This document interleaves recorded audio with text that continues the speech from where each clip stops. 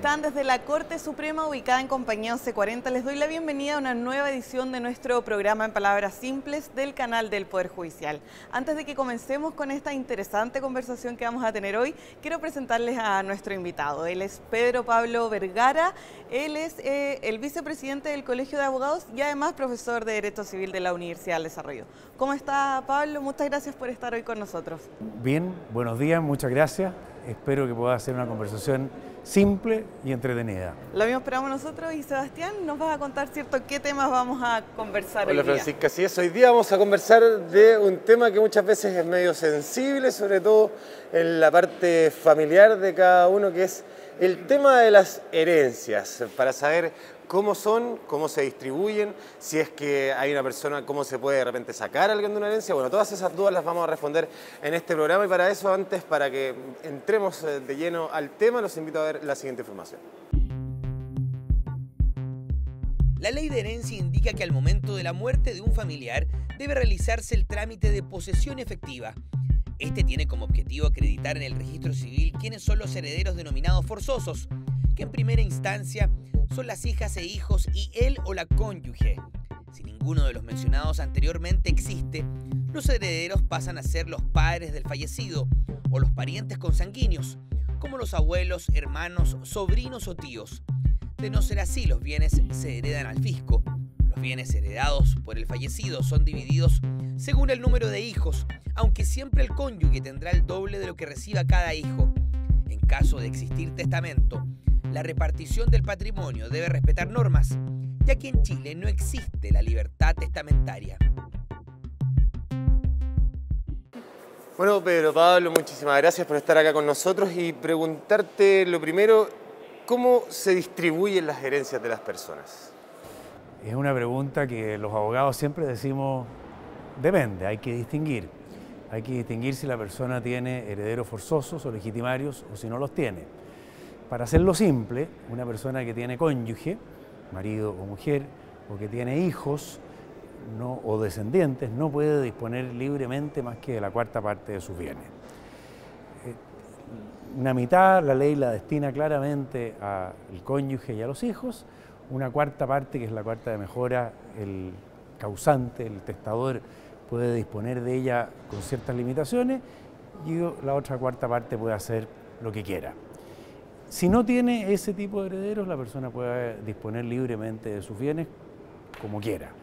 Pero naturalmente esas son situaciones extrañas porque lo común es que la gente sí tenga descendientes.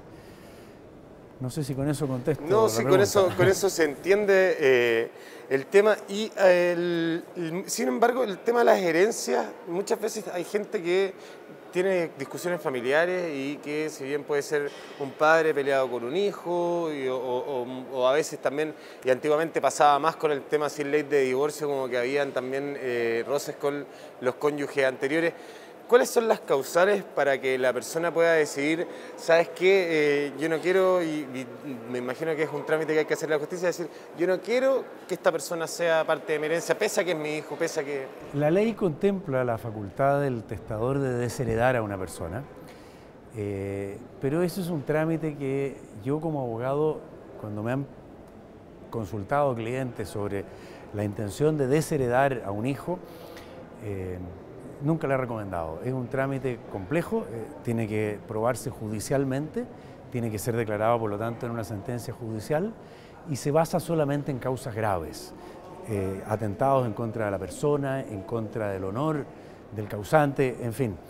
Y por lo tanto son muy difíciles de probar. Pero adicionalmente de ser muy difíciles de probar, lo más grave es que en definitiva acrecientan el conflicto. Si una persona tenía un conflicto con su heredero y quiere privarlo de su herencia, bueno, le va a dejar en definitiva a sus herederos seguir tramitando ese odio, seguir tramitando esa animadversión. Finalmente, ¿qué es lo que se puede hacer en esos casos? Que esa persona otorgue un testamento de manera tal de que a ese heredero legitimario, a ese heredero forzoso, le toque lo mínimo que la ley le asigna. Y en lo demás, bueno, otorgue un testamento de modo de dejar favorecido a los demás. Pero respondiendo a la pregunta, sí se puede, pero es complejo. Es complejo. ¿Y como qué tipo de ejemplos se puede hacer como para dejarle lo más mínimo? Porque igual mucha gente debe estar como pendiente de eso, saber cómo... Claro, lo más mínimo es alto, porque lo más mínimo es la mitad de los bienes, es la mitad del patrimonio que la persona deja a su fallecimiento, que es la mitad legitimaria. O sea, siempre esa persona va a tener una participación en la mitad legitimaria.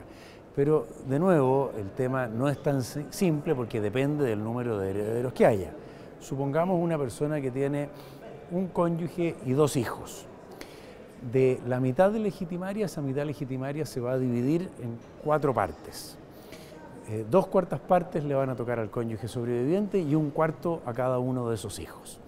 Entonces, pensemos en ese ejemplo que estoy dando, ¿no es cierto? Si yo tengo esa situación, un cónyuge y 2 hijos, y quiero dejar lo más disminuido posible a ese hijo, lo que en definitiva voy a hacer es disponer de la mitad legitimaria, perdón, de la 1/4 de libre disposición y de la 1/4 de mejora, que se las dejaré a quien corresponda, y ese hijo se va a quedar simplemente con esa 1/4 parte de la mitad, o sea, con un 12,5%. Yo quería ir al punto de la ley de herencia, ¿cierto? Ya nos explicado algunos elementos de ella y lo que ésta dispone, ¿verdad? Pero preguntarle primero, ¿por qué fue necesario también crear esta ley de herencia? La ley de herencia existe desde el derecho romano, existe de muy antiguo. De hecho, en el mundo ha ido desapareciendo, en el mundo occidental existe en muchos países ya la libertad absoluta de una persona para disponer de sus bienes después de su muerte.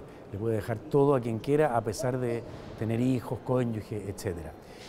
¿Pero por qué existe? Existe porque la ley parte de la base de la preferencia que tendría el testador por su familia.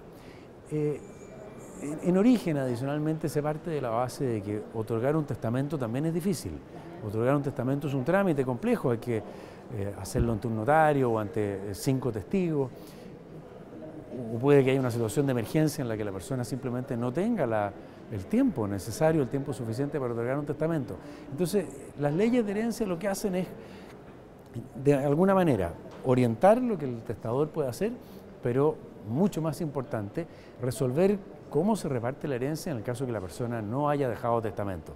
Yo me atrevería a decir que, en general, respecto al número de personas, no respecto de los patrimonios, respecto al número de personas, son pocos los que dejan testamento. La mayor parte de la gente muere intestada. Es cuestión de ver la gran cantidad de posesiones efectivas de la herencia que se tramitan en el registro civil. Las que se tramitan en el registro civil son de las personas que murieron sin dejar testamento. Y esas son la mayoría. Pero Pablo, yo quería pasar a un tema como ir un poquito más a lo que es el trámite mismo de la herencia. Cuando una persona se muere, ¿qué es lo que son los pasos que vienen de ahí en adelante? Y lo otro que te quería preguntar, ¿hay parte del testamento que pasa para el fisco? O sea, de tus bienes pasan para el fisco también, como preguntar ese tipo de temas para que la gente se entere de qué es lo que pasa, de qué se va a encontrar cuando sucede. Sí. Bueno, cuando una persona fallece hay que distinguir si dejó o no testamento. Si no otorgó testamento, el trámite de la posesión efectiva se tramita ante el registro civil, en un trámite que tiene un costo mínimo, un arancel de registro civil, y es el registro civil el que hace todo a través de una oficina de herencia. Si la persona murió dejando testamento, entonces la posesión efectiva de la herencia, que es el decreto por el cual se designa quiénes son herederos y que finalmente lo que faculta a esos herederos para hacerse de los bienes y disponer de ellos, se tramita judicialmente y por lo tanto requiere la contratación de un abogado y es un trámite un poco más oneroso.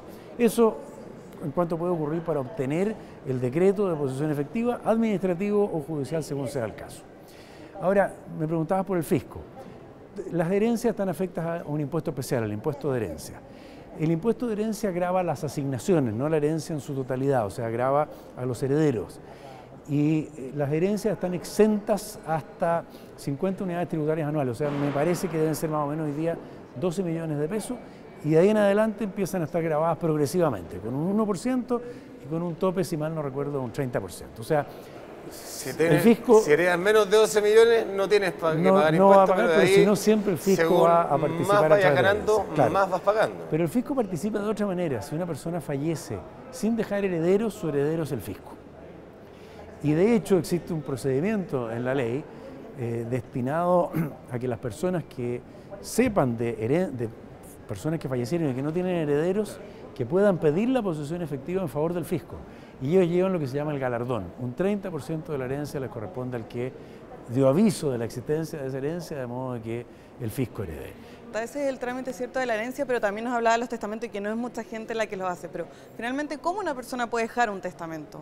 El testamento, hay testamentos solemnes y testamentos menos solemnes o de emergencia. Y ahí existen, son casos muy raros, el testamento que se otorga en un naufragio, en casos de guerra o en casos de emergencia. Lo normal del testamento, lo común y corriente, es que sea un testamento que se otorgue ante notario y 3 testigos.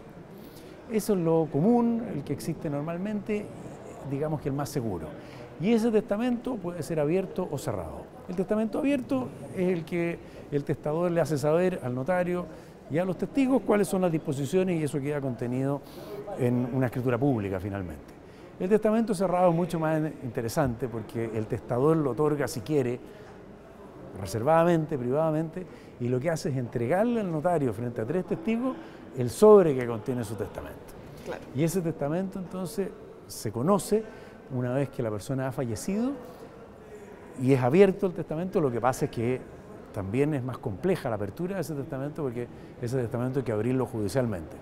El juez tiene que ordenar la apertura en presencia del notario o su suplente o subrogante, porque puede haber fallecido, en presencia de los testigos que estuvieron presentes, si es que viven, y si no, los testigos que puedan abonarlo. Y bueno, y ahí se sabe qué es lo que dijo el testador. Le pone un poquito más de suspenso al asunto Claro, del tema. con el juez, el Pero notario. les contaba antes de que empezáramos esto que en general una sola vez en mi vida me ha tocado un testamento que teóricamente tenía mucho suspenso y que una vez que se abrió era lo más fome que hay. Desilusionar la hinchada. Pero conozco de testamentos que cuando se abran van a ser muy emocionantes para algunas personas. Perfecto, ¿Ah? excelente. Pedro Pablo, muchísimas gracias por haber estado con nosotros. Encantado. Nosotros Sí, nos muchísimas despedimos, gracias. Francisca, muchísimas gracias también. Y a ustedes, como siempre, dejarlos invitados a que nos visiten en las diversas plataformas digitales del Poder Judicial y nuestra página www.poderjudicialtv.cl. Que estén muy bien. Chao, que esté muy bien. Muchas Muchas gracias, adiós.